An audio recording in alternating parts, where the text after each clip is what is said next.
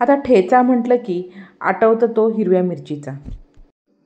तर आज आपण हिरव्या मिरचीचा ठेचा न करता मूग डाळीचा ठेचा करणार आहोत आणि एकदा केला की परत परत कराल। चपाती असो, भाकरी असो किंवा ताटामध्ये तोंडी लावण्यासाठी खूप सुंदर असा मूग डाळीचा ठेचा लागतो।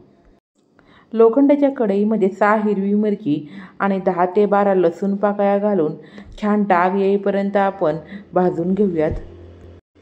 आता लोखंडाची कढई नसेल ना तर रेग्युलर कढईमध्ये हा ठेचा केला तरीही चालेल।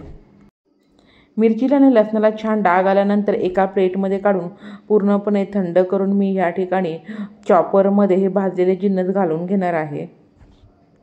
हिरवी मिरची तुमच्या तिखटाप्रमाणे तुम्ही कमी जास्त करू शकता आणि ठेचा म्हटलं की त्यामध्ये भरपूर सारा लसूण तर असलाच पाहिजे। आता मी जी वाटी दाखवली ना त्या वाटीने 1 वाटी मुगाची डाळ घेऊन 2 ते 3 वेळा स्वच्छ पाण्याने धुवून घेऊन 2 तास भिजवून घेतलेली होती। आता ती देखील चॉपरमध्ये घालून छानपैकी आपण वाटून घेऊयात। चॉपर नसेल तर ही डाळ तुम्ही मिक्सरला अशा प्रकारे रवाळ वाटून घेतली तरीही चालेल। फक्त वाटताना खूप जास्त बारीक अशी वाटून घेऊ नका, रवाळ मी दाखवल्याप्रमाणे वाटून घ्यावी। आता डाळ छान वाटून झाल्यानंतर लगेच आपण ठेचा करायला घेऊयात। त्यासाठी लोखंडी कढईमध्ये मी साधारणपणे 1.5 ते 2 पळी तेल घालून घेणार आहे। ह्या ठेच्यासाठी जरा तेल जास्तच लागतं। आता त्यामध्ये अर्धा चमचा राई छान फुलल्यानंतर साधारणपणे अर्धा चमचा जिरे घालूयात। तर या मूग डाळीच्या ठेच्यासाठी मी साहित्याचं जे प्रमाण घेतलेलं आहे ना ते मोजून मापून अजिबात घेण्याची आवश्यकता नाही। तुमच्या चवीप्रमाणे तुम्ही थोडंसं कमी जास्त करू शकता। 4 ते 5 कढीपत्त्याची पानं टाकून छान कुरकुरीत झाल्यानंतर त्यामध्ये एक बारीक चिरलेला कांदा टाकून तो देखील हलकासा लालसर होईपर्यंत तेलामध्ये परतून घेऊयात।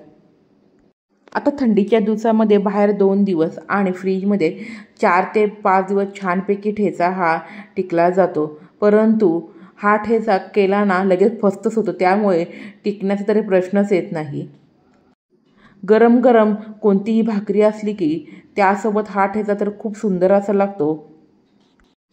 कांदा हलकासा लालसर झाल्यानंतर त्यामध्ये पाव चमचा हळद, पाव चमचा हिंग, अर्धा चमचा धने पावडर, त्यानंतर चॉपरमध्ये रवाळ वाटून घेतलेली मुगाची डाळ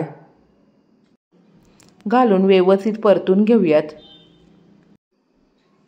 तर या ठिकाणी मी मूग डाळीचा ठेचा केलेला आहे, परंतु तुम्हाला जी डाळ आवडते ना ती डाळ तुम्ही ह्या ठेच्यासाठी वापरू शकता। आणि लोखंडाच्या कढईमध्ये ठेचा केल्यामुळे चवीला देखील खूप सुंदर असा लागतो। आता व्यवस्थित परतून झाल्यानंतर त्यामध्ये आपण चवीप्रमाणे मीठ आणि थोडीशी बारीक चिरलेली कोथिंबीर टाकून घेऊयात।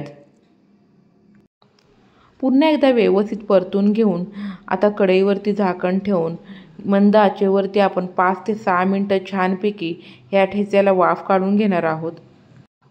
मंद आचेवरती छानपैकी हा ठेचा वाफवला जातो आणि डाळ देखील छान मऊसर अशी शिजली जाते आणि महत्त्वाचं म्हणजे मुगाची डाळ शिजण्यासाठी फारसा वेळ देखील लागत नाही।